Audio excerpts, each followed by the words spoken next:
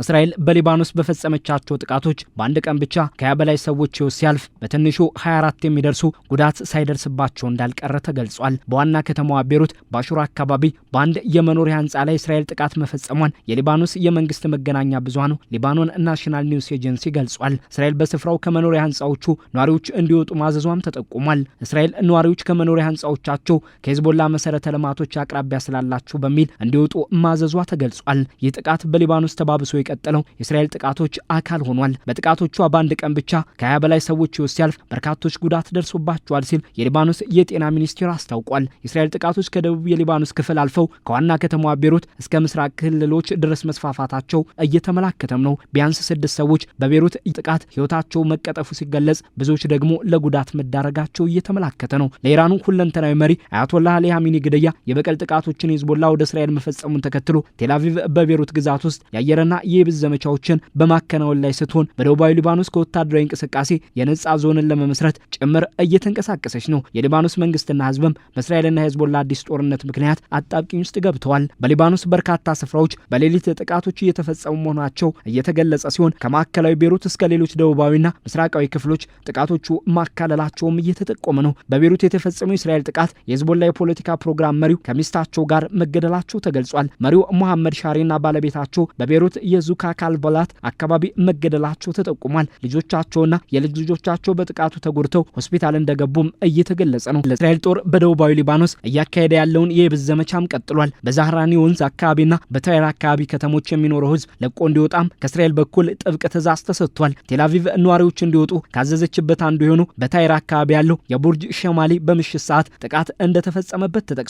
ቢያንስ 4 ሰዎችም በሻምሃር ቤካ ሸለቆ ጥቃት ህይወታቸው ሲያልፍ አንድ ሰው ተጎድቷል ተብሏል። በሌሎች አካባቢዎችም ቢሆን እየተፈጸሙ ያሉ ጥቃቶች በርካቶችን ለሞትና ለጉዳት መዳረጋቸው እየተገለጸ ነው። እንደ ሊባኖስ የጤና ሚኒስቴር መረጃ እስራኤል በአሁኑ የመካከለኛው ምስራቅ ጦርነት በሊባኖስ ዘመቻን መጀመሯን ተከትሎ ቢያንስ የ912 ሰዎች ህይወት ሲያልፍ 111ዱ ህጻናት ናቸው። ከ2200 በላይ ሰዎችም ተጎድተዋል። ከ1 ሚሊዮን በላይ ሰዎች ደግሞ ከቤት ንብረታቸው ተፈናቅለዋል። የተባበሩት መንግስታት ድርጅትም ማስጠንቀቂያ ሰጥቷል። እስራኤል በመኖሪያ ህንጻዎችና በህዝብ ተቋማት ላይ የምትፈጽማቸው ጥቃቶች በዓለም አቀፍ ህግ መሰረት የጦርነት ወንጀል ተደርገው ሊቆጠሩ እንደሚችሉ አስጠንቅቋል። የሊባኖስ ፕሬዝዳንት አስቸኳይ ከፍተኛ የደህንነት ስብሰባን አካሂደዋል። ለአስቸኳይ ስብሰባው የእስራኤል ጥቃቶችና ነዋሪዎች ከሚኖሩባቸው አካባቢዎች ለቀው እንዲወጡ ትዕዛዝ መበራከት ምክንያት መሆኑ ተጠቅሷል። በፕሬዝዳንት ኤውን የተመራው ይኸው ስብሰባ በሀገሪቱ ያሉ የደህንነት ሁኔታዎችን እንዲሁም የሰዎች መፈናቀል ጉዳዮች የተገመገሙበት መሆኑ ተገልጿል።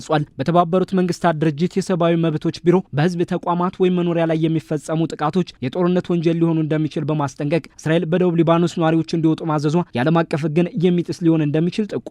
ወደ እስራኤል የበቀል ጥቃቶችን በመሰንዘር ከኢራን ጎን የቆመውና በቴህራን የሚደገፈው ሂዝቦላ አዛዡ ናኢም ቃሲም ጦርነቱን ለመቋጨት ቅድመ ሁኔታዎችን አስቀምጠዋል። ቅድመ ሁኔታዎቹም እስራኤል ጥቃቶቹን ታቆም፣ የተፈናቀሉ ወደ መኖሪያቸው ይመለሱ፣ ባለፉት 2 ዓመታት በእስራኤል የተያዙ ይለቀቁ፣ እስራኤልም ከሊባኖስ ለቃ ትውጣ የሚሉ ሆነዋል። ቡድኑ ይህንን ቢልም እስራኤል ግን በሊባኖስ የብንትስና የአየር ዘመቻዋ ቀጥላለች። ሊባኖስን በቀጠለው የመካከለኛው ምስራቅ ጦርነት አንዷ የጦር ግንባር ሆናለች። በእስራኤል ጥቃቶችም ከ2000 በላይ ሊባኖሳውያን ህይወት አልፏል። ከተባበሩት መንግስታት ማስጠንቀቂያ ባሻገርም የአውሮፓ ሀገራት የእስራኤል የሊባኖስ ዘመቻ ላይ ያላቸውን ስጋት ገልጸዋል። በሊባኖስ የፈረንሳይ ልዩ መልእክተኛ ለሂዝቦላ ልዩ ሹም እስራኤል በሊባኖስ ጥቃቶችን እየፈጸመች ባለችበት የሀገሪቱ መንግስት ሂዝቦላን ትጥቅ እንዲያስፈታ መጠበቅ ምክንያታዊ እንደማይሆን በመግለጽ ውይይት ብቸኛው መፍትሄ ነው ብለዋል። በኢራን የሚደገፈው ሂዝቦላ እስራኤል በጋዛ ሐማስን ለማጥፋት ዘመቻ በጀመረችበት ወቅት ቀጥተኛ ጦርነትን እስራኤል ላይ መክፈቱ ሲታወቅ በእስራኤልና ሊባኖስ መካከል የተደረሰው የተኩስ አቁም ስምምነት ቴህራን ከሊባኖስ ለቃ እንድትወጣና ሂዝቦላ ትጥቅ እንዲፈታ እየተስማሙበት ነበር። ሆኖም እስራኤልም ሂዝቦላህም በተኩስ አቁም ስምምነቱ መሰረት መንቀሳቀሳቸው በመካሰስ ቆይቶ ወደ አዲስ የጦርነት ምዕራፍ ገብተዋል። ቀድሞም ሂዝቦላን ትጥቅ ለማስፈታት የተቸገረው የሊባኖስ መንግስትም በዚህ ጦርነት ቡድኑን ትጥቅ የማስፈታት ሂደቱ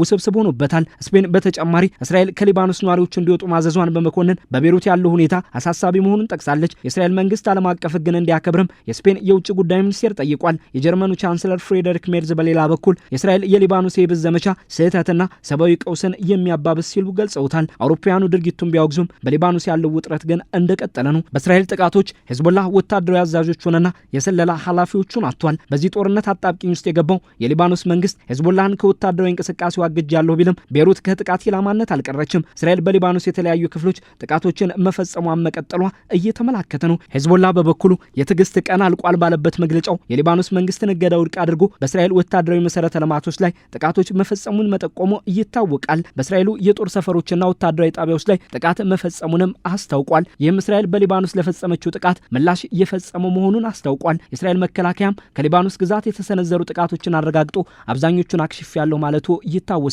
ሄዝቦላህ በዚህ ጦርነት መሳተፉ የእስራኤልን ጦር ትኩረት ከኢራን ወደ ሊባኖስም የበተነ አካሄድ ተደርጎ ቢወሰድም የሊባኖስ ሕዝብ በዚህ ጦርነት ትልቅ አደጋ ላይ ወድቋል። ኢራን የቡድኑን ወታደራዊ አቅም ለማጠናከር መንቀሳቀሷ የሚታወቅ ሲሆን አሁን ላይ ሊባኖስ የእስራኤል ጥቃቶች አንዷ ኢላማ ሆናለች። ሄዝቦላህም እስራኤል ከሊባኖስ ትውጣ ከሚል እስከ ተፈናቃዮችም ወደ መኖሪያቸው ይመለሱ ብሎም በእስራኤል የተያዙ ሰዎች ይመለሱ የሚል ሰፋ ያለ ቅድመ ሁኔታን ጦርነቱን ለመቋጨት አስቀምጧል። እስራኤል ግን ዘመቻዋን አጠናክራለች። የተባበሩት መንግስታት ድርጅትና የአውሮፓ ሀገራት ለሊባኖስ ህዝብ አካሄዱ አደገኛ ነው በሚል ጥቃቶቹ እንዲቆሙ ቢያሳስቡም ወቅታዊ ሁኔታዎች ግን በሊባኖስ ያለው ሁኔታ ቀጣይ መሆኑን የሚጠቁሙ ሆነዋል።